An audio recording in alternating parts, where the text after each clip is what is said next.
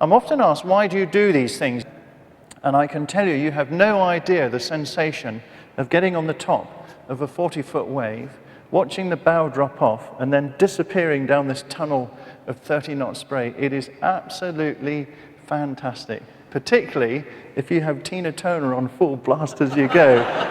One of the funny things about life is there's 1,000 reasons on the shelf why you can't, you won't, you shouldn't. All the experts will come out of the woodwork. But there's also a kind of a simplicity, and that is that you can always get up and have a go. And we're always asked, what did you learn? And we learned thousands of lessons. But I think you could distill them into 3 kernels of truth. And the first one would be, my parents always used to say to me, as I say to my kids, is you can do anything if you want to. And I'd kind of always believed this, but now I know it. And I couldn't underline that enough. The second thing would be, if you get a group of individuals, because at the end of the day, that's what we all are, but if they in turn commit mind, body, and soul to a clear and simple goal, then you'll get there in the end. And yes, it will be difficult. You might have to change your course a bit, but you will make it.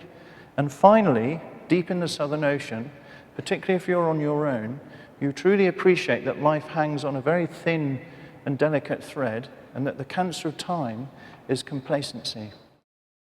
It takes you into this area that's known as the Southern Ocean, and it represents a necklace of very, very deep depressions which keep circling the globe. And if you look at the chart, by a freak of nature, there's no landmass to inhibit the waves.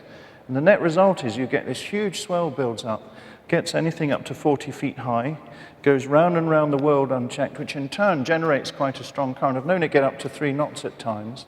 So as a sailor, on the one hand, you have this fantastic resource of energy that you can tap into, whereas on the other hand, it gets really quite hostile. As you get deep south, sea temperature drops to -1, the wind chill on deck can drop to -30, and then of course you have icebergs dotted around. So it's very much a war and not a battle, in the sense that to win, first you have to finish.